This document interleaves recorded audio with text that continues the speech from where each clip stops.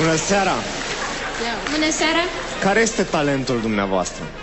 Suntem păstrătoare al folclorului adevărat și a doinei vechi românești care este pe cale de dispariție. Stai, hare bătrânească,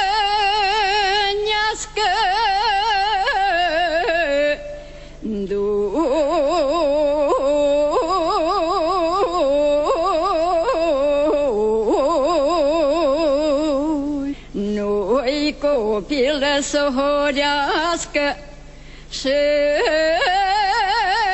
îngruma să o învârtească.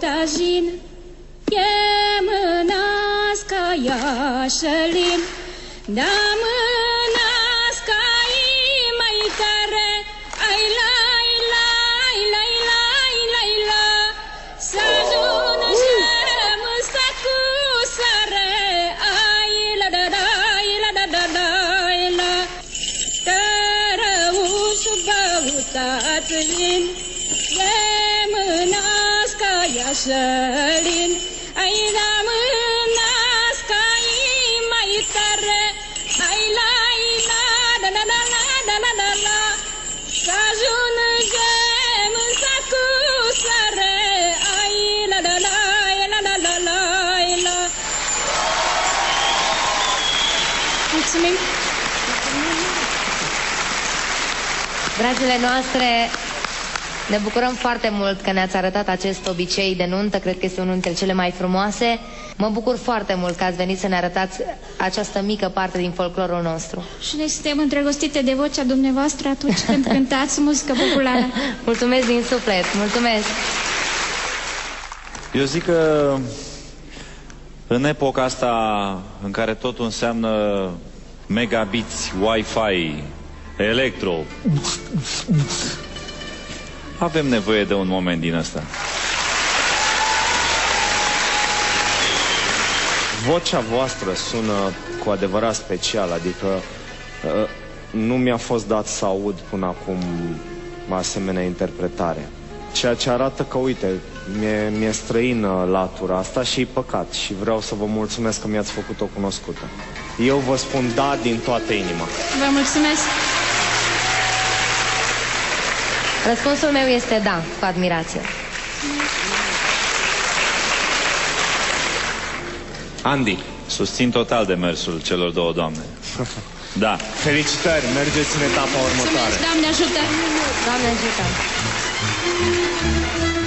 Ați fost extraordinare.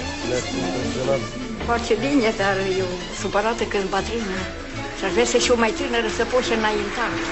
Dar așa nu știu cât voi putea merge mai departe. Revenim în culise, ne scuturăm o țâră și ca în basmele din popor ne întâlnim cu o măicuță bătrână și a ei fiică bună. Bună seara! Bună seara! Faceți? Ați venit pe la noi. Da, am venit să văd și orașul. Că Și să luați marele premiu. Mă numesc Zenuța Purja, din județul Bistrița Năsăud. Am 43 de ani și am venit însoțită la acest concurs de Rapsodul Popular Teodora Purja, care este mama mea. Am venit aici pentru ca să cânt o doină bătrânească, ca să nu uite tineretul de-amu, că cum am fost noi bătrâni, cum am horit eu la sărsele, la sapă și eu nu vreau să le urc, că mi-e dragi să le aud deja alții.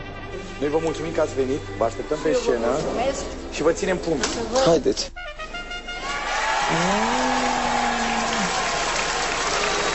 Bună seara! Bună seara! Care este talentul dumneavoastră?